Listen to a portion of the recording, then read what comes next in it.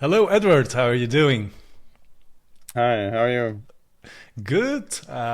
Like summertime podcasting is always hard. Everybody's all over the place, but like we finally managed to get some time and do a Yeah, podcast today.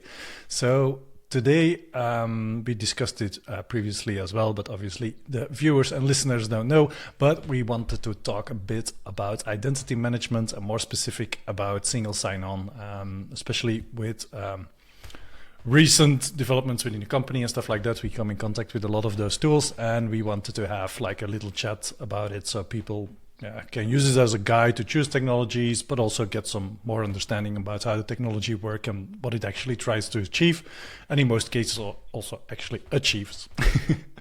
So maybe you can dive yeah, right into like the why. Why should we use an identity management or single sign-on? Like, yeah, yeah. It kind of all starts once you need to start onboarding employees. So if it's just one person company, then you probably don't need that much of the capabilities that a single sign-on gives you. But then once you are working in a technology role, and then let's say you are in a startup, and then your first employees start joining, then you see that it can be quite difficult to give everyone access to all the different systems. oh yeah, Things can go wrong. Like where are the SSH keys? Where is this? Where is that that you need to give the new employee? And then before you know it, it takes a week to give someone access to all the yeah. systems. And it becomes a But paper then, like create Google account, create GitHub yeah, account, checklist. login, create yeah, AWS users, Add to and that so on and group. so on and so Yeah, on. Yeah, exactly. yeah, just And like, create and then add to that group permissions. So yep, there's a lot exactly. of work involved. And like But for that's one actually quite person, easy, right? Quite easy yeah, because once an employee leaves, yeah. like, Where did he? oh, Where was his access? So it's or her exactly. access? Like Yeah, where what did? what passwords do I need to change? Yeah, You know, exactly. oh, he has the MySQL password. Oh, wait, but if I change it, it's in the application. I cannot just change it. Oh, Yeah, what now? yeah, exactly. Yeah, Like oh, the SSH key. This hasn't been rotated for over 10 years. And since then, so many people left the company. So there's definitely a use case for it. Even yeah, like from how many people would you say that it would become interesting? I would say like from, I think like three, four people or something like that. It already becomes yeah, quite interesting to actually switch to a solution like that. And also the benefit, but we're going to go into that later on. The cost, it's like most of the things that we use are SaaS products. So it's just like pay on demand. So for 4 users, it's relatively cheap. For 10 users, it's more, but it's not that it's like the initial stepping stone is not that big, like it used to be when you had to create those systems yourself and manage them yourself and build all the things around them. But yeah. I think and SaaS indeed changed kind of like when you should be implementing it because I yeah, remember like a long time ago you would just not implement it because it's a lot of work. Uh, but now, like you say, the stepping stone is very very low because yeah, you could be a small company and say, okay, I will have employees, I will have a second and third person, so I'm just going to set it up right now and only pay for maybe one license. yeah, I mean, I'm exactly. sure they're not going to sell you one license that like just like I think it often starts on 5 licenses or something. So, Yeah, but true. like for example, Google, like there's often identity management hidden in some of the other um, Yeah, packages. You can just start with social login as well, GitHub as well. Often you can log into places with GitHub or with Google, or Google also supports SAML. That's even how we did it in yeah, the beginning, a very, very long time ago. yeah, exactly. Before we Yeah, used the SaaS products, you yeah, could just use. It's more difficult to set up, but if you just need a system and you don't want to work with passwords, then it's a good way to like was it the official name of Gmail for Business, G Suite, I guess. yeah, You can exactly. use G Suite, SAML, or Yeah. like you can add apps, something But like it's that. like, If you but it's just like you want said also, something like very it's simple, a hidden not hidden feature, but it's like it's not that like convenient to actually use it's it not in convenient. No, comparison to the other no. tools. Like you have Yes, to do a lot yes, of things yourself. but like it Yeah. comes at a benefit that you already paid for G Suite and you can use it, and Yeah. like hence it's obvious that it's not their main product, so you can use it for that, but it's not their main product. So obviously Yeah. social login is Like- super simple. There's Yeah, no doubt social about login. it. That's kind of the first Yeah. start. Like just connect everything with social login. Try to reduce your passwords. Yeah, Exactly. But I mean, think like that's kind the of the SAML first step. login with G Suite and stuff like that. It's not that user friendly in comparison to other No, tools. But definitely not user friendly. No, definitely not user friendly. no, because in the past we used some traditional tools as well, like Keycloak, Active Directory, stuff like that, which serve with purpose as well. Yeah, true. That's I think a long when we time went ago. to school, when we went to school, they were using Shibboleth. I think school like institutes that had a lot of students but didn't want to spend all the money would use some open source products to first do like to first have the infrastructure to federate users because otherwise it would just be too difficult to manage. I even remember like back in the day you would set up an LDAP and then add like some kind of layer on top of that to like Shibboleth or something else to do logins. I think what kind of changed it in the industry is once we kind of started to have like you used to have Active Directory and you would log into a desktop and then Active Directory could actually give you access to certain websites or applications using the token that you already had by logging in with Active Directory, and then you had SAML and OpenID Connect and all the social login is based on OpenID Connect. So just having that these systems and the system that you use using a web browser actually made things a lot easier, I would say. Because now everyone just logs into any platform using a web browser. Even when you open an application and you need to do authentication, it will redirect you to a website, right? So that's kind of what single sign-on is now. Single sign-on is like this login portal website where everything goes through that is then managed by a SaaS provider. Often, like when we talk about SaaS providers, it's more like Okta or OneLogin, One Identity. It is now. So we started to use these products like OneLogin like a very long time ago. Like more than 10 years ago, we started using those, right? Absolutely. For identity management. Yeah. It was a relief. Yeah, because once you're like, okay, I need to offboard a user, and then you start with, let's say, a VPN, and then you need to build revocation list, and then like this cannot be, it needs to be managed somewhere centrally, right? And then you get an audit because the company has grown, for example, and then it's like, did you offboard this user? And then you're scrolling through things, and then you see, we didn't offboard him in this technology, and the account is still active on this.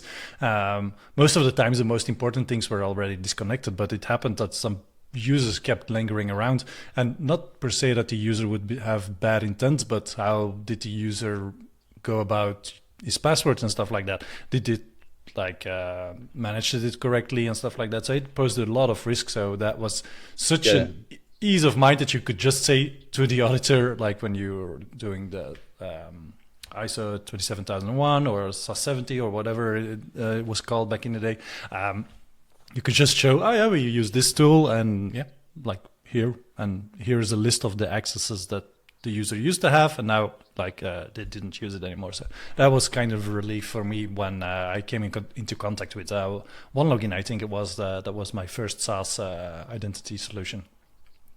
Yeah, because the risk here is not really that the user would log in. The risk here is that the user reused his password somewhere else. Yep. LinkedIn, Adobe, wherever. Then those big players get hacked. The passwords are exposed, and then a malicious user or a hacker tries to use a combination of a login and password in enterprise systems, then gets access. Yeah, which is how data breaches happen, right? If you look back at the last 10 years, how data breaches happened at companies that we know, it is often indeed a password that has been leaked, a user that wasn't offboarded, or a user that was not in the SSO system, that was not managed properly, still had a login somewhere. It's also very difficult if you don't use a single sign-on system and then later you have to migrate. You have to check whether every technology that you use still doesn't have somehow the old password, because then you can say, okay, this user logged in using SSO, but then you can still log in using the old password. This was an issue as well with Skype and Microsoft as well. At some point where they linked them both, and then somehow you could still log in with the old password. I also found it out at some point. You could still use this old password. That shouldn't be. And also one major benefit that I think is super good as well is like the security policies that you can put in place across all your technologies, like change password every 30 days, stuff like that, to kind of mitigate that risk as well. But it kind of forces like on one holistic view of all the technologies that you use to use the same security policies, whatever they may be, 2FA and stuff like that. While if you look at them individually, it's like GitHub wants to change every 90 days and Gmail is like 30 days, and there's no consistency in between all those technologies. And then you get, especially like even if you have a password expiry policy and the user is offboarded, but sometimes it can be 30 day, 90 day, whatever that you set in when you set up the account, and it's not managed centrally. So that's something I found really useful as well, that you can like put it into one place, like one source of truth. That's the source, whatever it may be, HR systems or OneLogin itself, G Suite, Office 365, whatever, like that. You have one source of truth. These are my users, and then the access is being delegated across the tools. Also, a very important thing, I think, is like the segregation of duties. Like, not all developers need to have access to the main cloud accounts, whatever it may be, AWS or Google or whatever, the production account. Maybe they just need access to development account.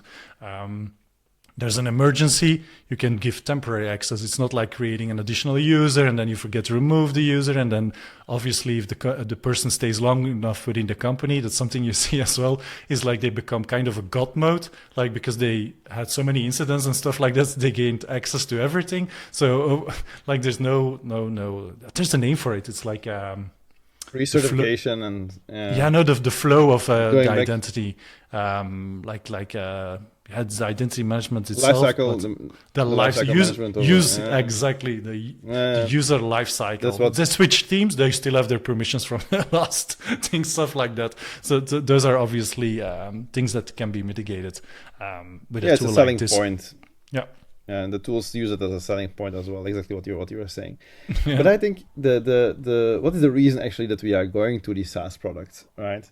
And that is just because the actual tools, like we just mentioned, Keycloak, Shibboleth, Active Directory, like if you have to manage them, it's just so complex to manage, and that's why it became easier using those SaaS tools like OneLogin, Okta, and even others, because when you have to manage them and when you have to learn about these protocols, it's actually quite complex. I mean, when you would look at the flow itself, it doesn't really look complex, but then there's so many exceptions, and this provider does it like that, and this provider does it like that, and this, and then like there's layers and layers of complexity, and then the tools, some of these tools, like Keycloak, they are already around for quite a long time. I think it was Red Hat that came out with it, a team in Red Hat. So back in the day. Well, now Red Hat, now it's IBM. Keycloak was released 2014. I checked earlier. Shibboleth was released in 2003, so these are quite old tools. 2014 only. I thought it was much older. I think so. That's why it's second on the web page. Like, Wikipedia is most of the time correct. But in my mind, it felt older, but like, doesn't matter. Because the interface is maybe a bit older. True. Know. But ADFS, like what you need, Federation of Active Directory, is also already around from 2003.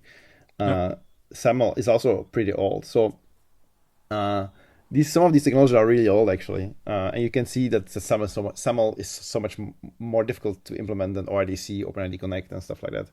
Just because these technologies are older.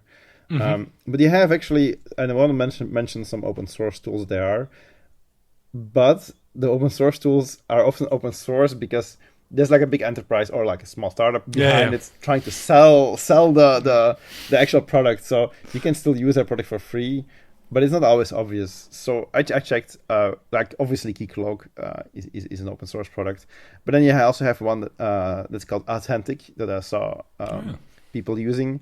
It's just some company, but it's also open source, so you could just kind of roll your own. One that I saw, Cool. Ori, I don't know if I pronounce it correctly, ORY.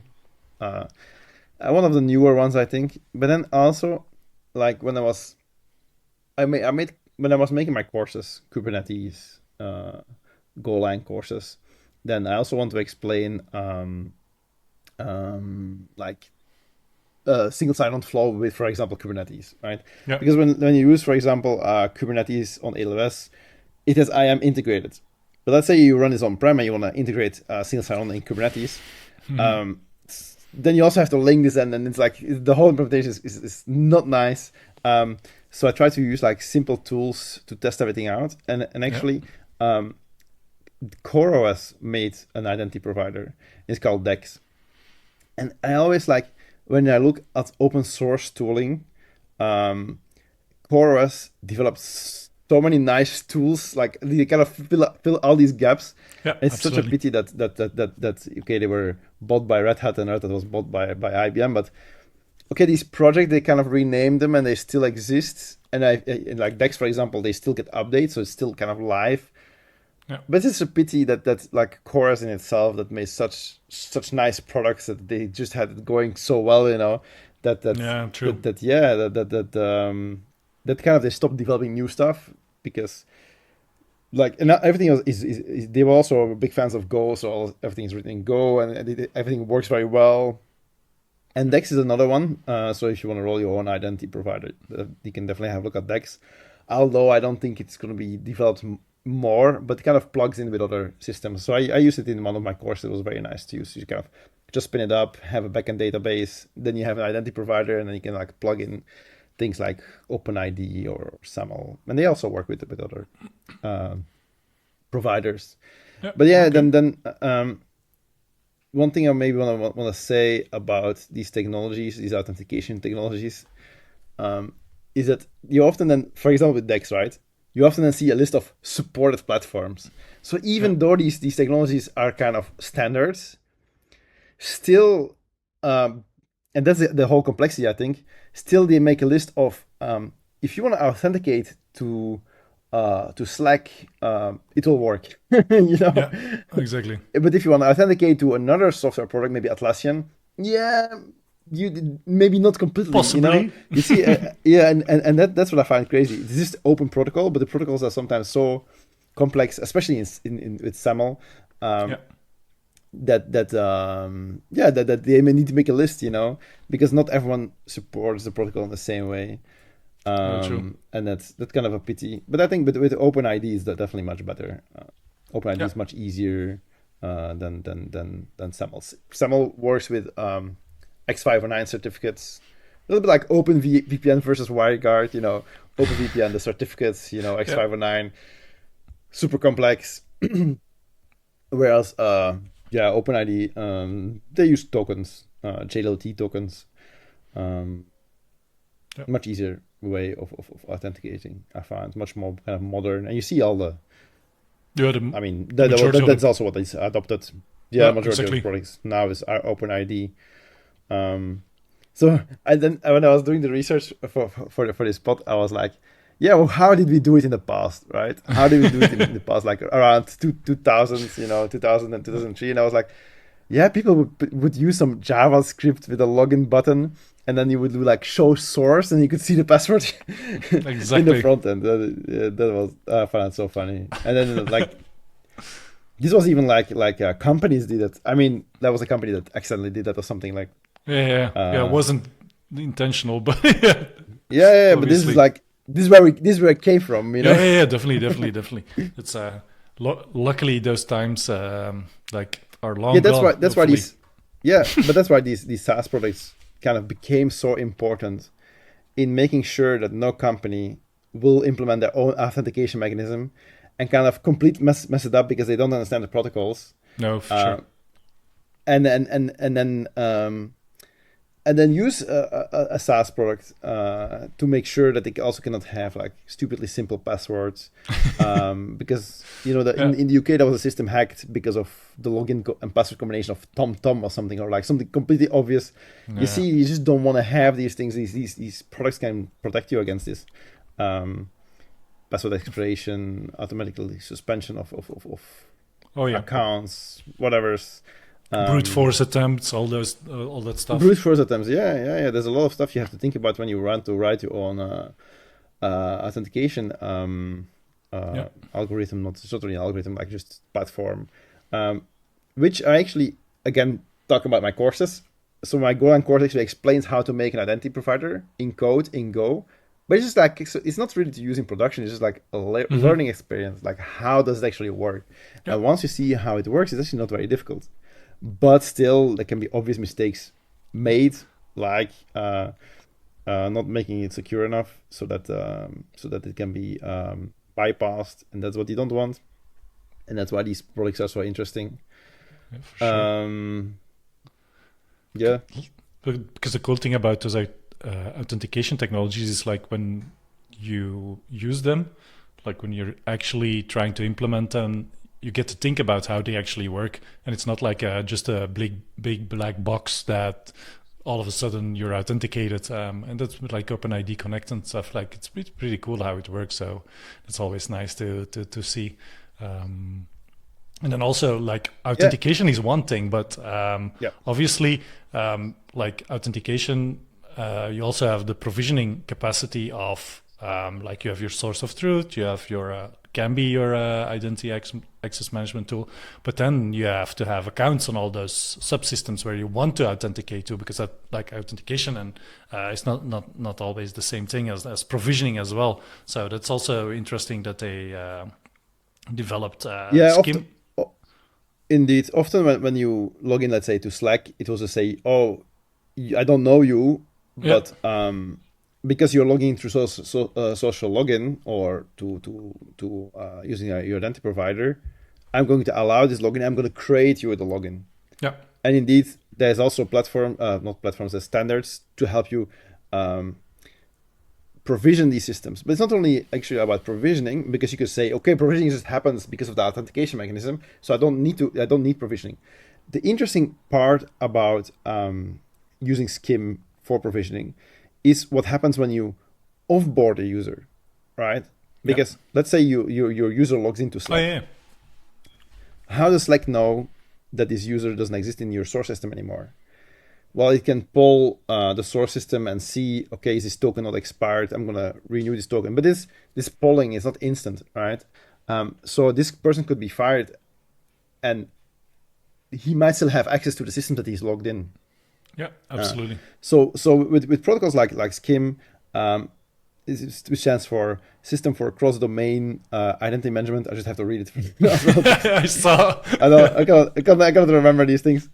You just want to like the cross-identity management is just like, okay, users offboarded, and then you push all the changes to all the systems. So that instantly this person doesn't have access, because it is also an issue that you come across if you want to offboard. And also during onboarding, you don't want it to take a week. It's often not a week, but back in the day when we would start, but it's probably still the same. You start at an enterprise, and but okay, today you have access to these systems, to it, exactly.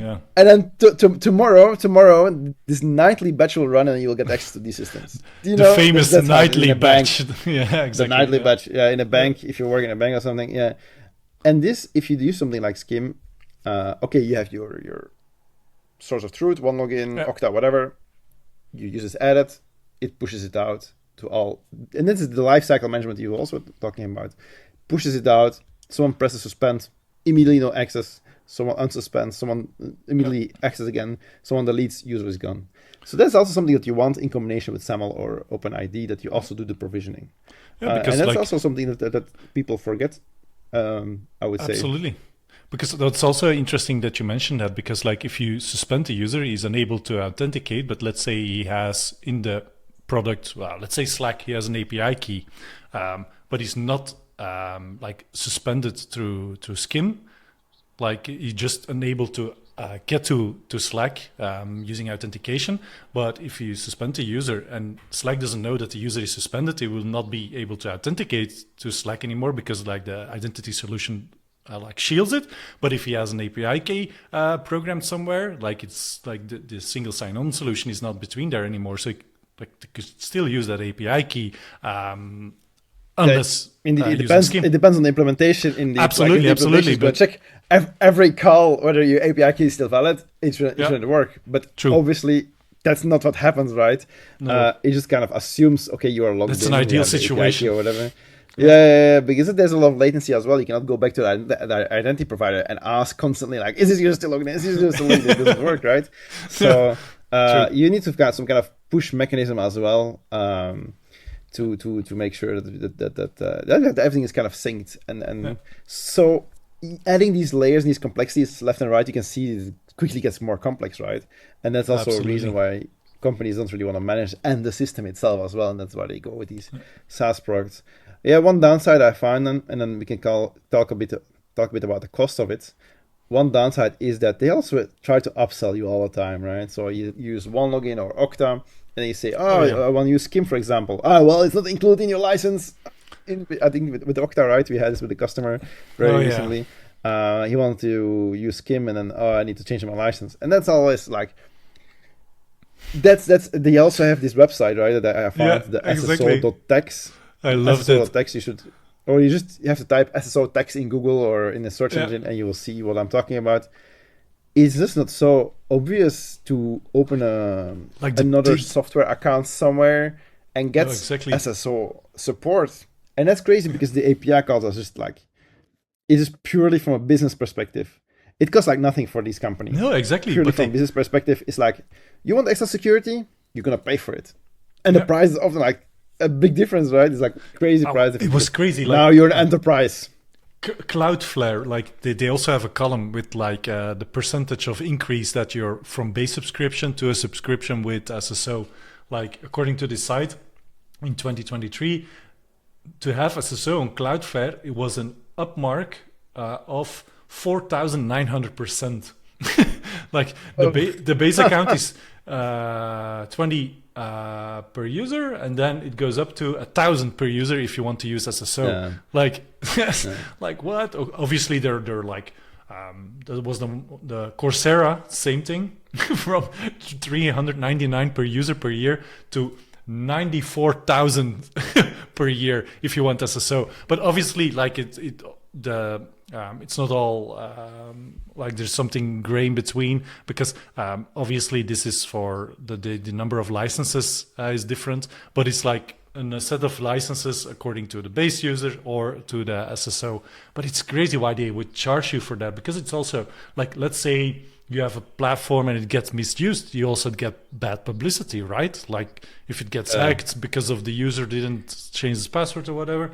I don't know why they do it, but it's mainly because they know you are an enterprise. Yeah, you need exactly. To be regulated. Yeah. There's some sort like ISO certified, SOC 2, whatever.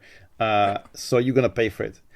And then the trick that they actually do is for the smaller companies, so that they don't completely complain about it, is social login. So if you're a smaller company, you can then use social login in all these platforms for free often. Like same with Slack, right? We are not paying some crazy Slack subscription. We still have our identity provider, but use social login for Slack. Exactly. Which that's kind of the way. So if you're a small company, you don't want to like overpay all these third party products, and you just use social login. I think that's a good alternative.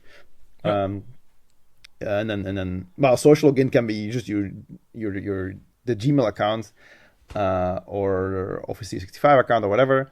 And then which can also deprovision once you for sure. need to offboard a user. Your list just becomes a little bit longer. You say, okay, I use OneLogin, I deprovision in OneLogin, and I deprovision in Gmail.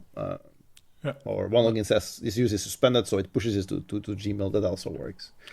But it also becomes such an important technology that I think it's obviously a good choice to use a SaaS product, because it's like the core thing of all your tools are interconnected to it. It's your if you, for example, lose access to it or if you self-host it and the EC2 instance goes down or whatever, like it's become such a hassle to get everything back up and running, and it's that you better leave it to the professional companies, I would think, who are used to maintaining stuff like this.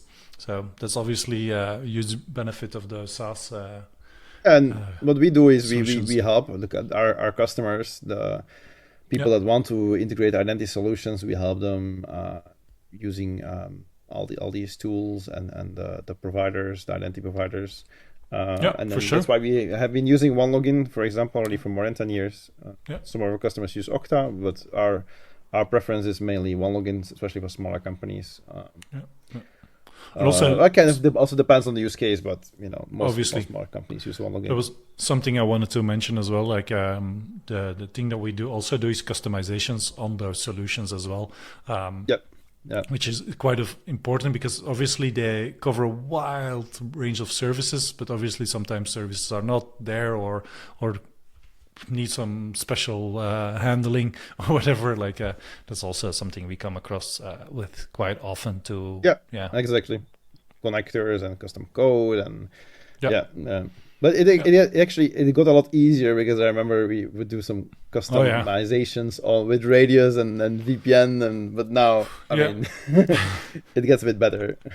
We don't we have better solutions now, right? Yeah, for sure. Yeah.